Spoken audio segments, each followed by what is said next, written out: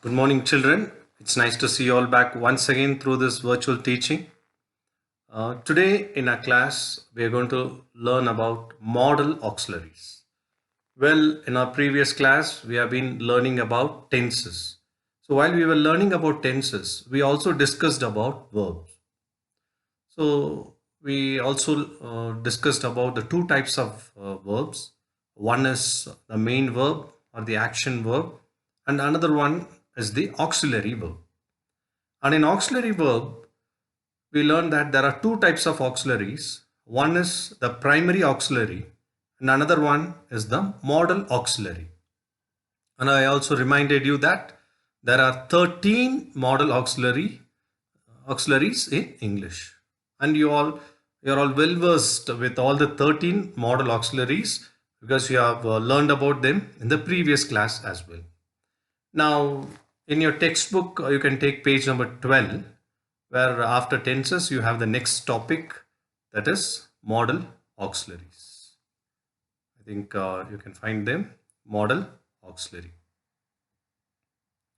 Now, I already asked you to keep all the modal auxiliaries in your fingertips. So what are the 13 modal auxiliaries? That 9 of them are modals, and the remaining 4 we call them as quasi-modals or semi-modals. Now what are those 13 which you can see it is given in the screen as well? Will, would, shall, should, can, could, may, might, must, need to, ought to, dare to, used to. In that, need and dare can be used without the preposition to as well. So these are the 13 modal auxiliaries. Now, what is a modal and how we are going to use them in a sentence? That's what we are going to learn today. So before understanding, I would like to read out few sentences and I will show you that how modals are used. So you can just look at the sentences which are given in your textbook. Now, read the following sentences carefully. He can drive a car. So the modal here is can. So here can, what does can show? It shows ability. The next sentence, the rich should help the poor. So here the modal is should, and should shows moral obligation, a request, moral obligation for something good, for morality. Then the third one, it may rain today. So may is the model here. And what does may show here? May shows possibility. So you can see every model shows a kind of character or the kind of the mood of a person. Now let's go back to the next side of the page. Here you can see what we learned in the first two sentences. In the above sentences which we learned just now, drive, help and rain are main verbs. It shows both action and tense, whereas can, should and may are helping verbs. It is a supporting verb that denote particular mood. So that is what is a modal. So it is the mode of expression. So it denotes a particular moods, expressions or conceptions of the mind. Now whatever is in the mind, sometimes it is about your ability, sometimes you're asking for a request, sometimes you tell something for confirmation. So all these things here can, should and may express ability, moral obligation and possibility respectively, which the sentences which we read just before. Since these auxiliaries denote moods or expressions, they are called modal auxiliaries. So this is what is a modal auxiliary.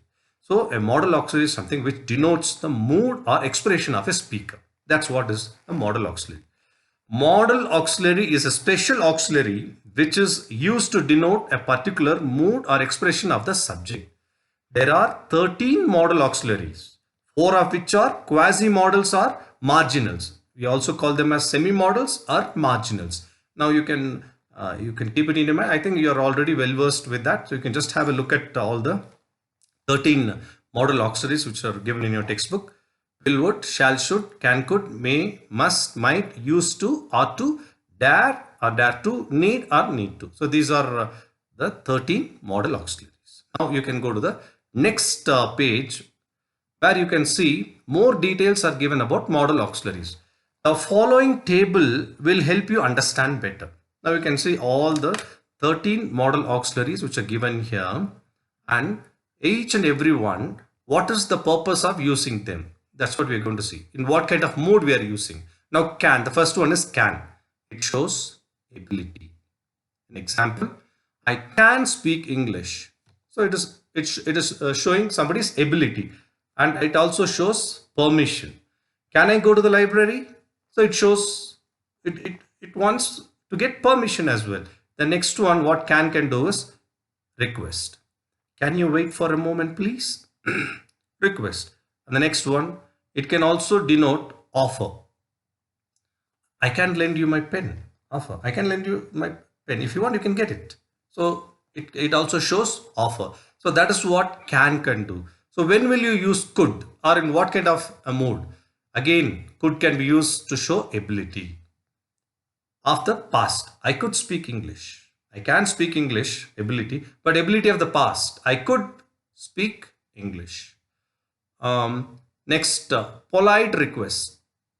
Could you wait a moment, please? Polite request. I'll come with you. Could you wait a moment, please? So this is what could can do. The next one which you're going to use is may. It shows possibility. It may rain today. Possibility. It may rain today. Possibility. And the next one, it also can show permission. May I go to the cinema? Permission. Then might. When will you use might? Might also, it denotes possibility. Less possible than may. So might is most possible, possible or more possible it is. But might, no, the possibility, but the possibility level is very less. At that juncture, you might use might. It might rain today. Then, when will you use must? Force, necessity. Necessity. I must go to the supermarket today.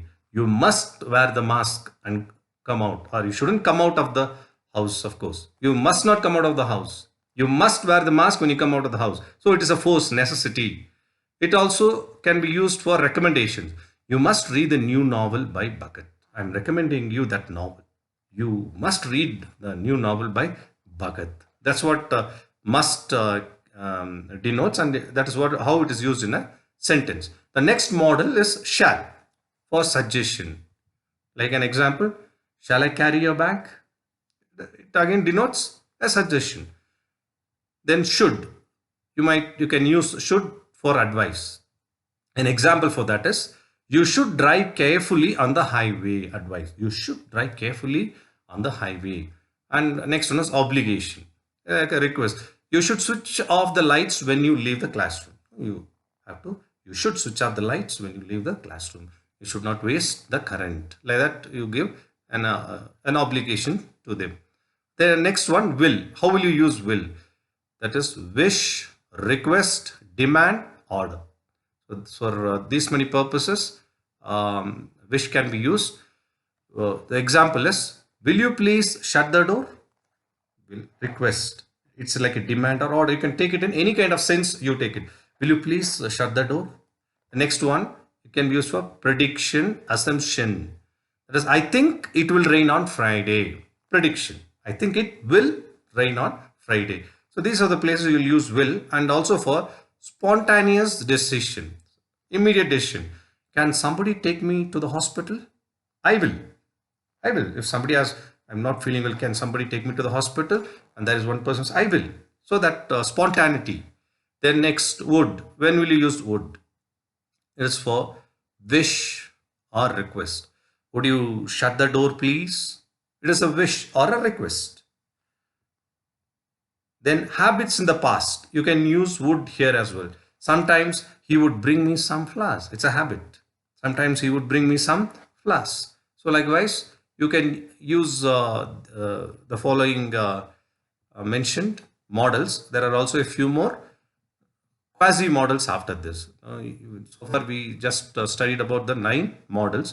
Now let's move on to the quasi models. So the first example is given as ought to.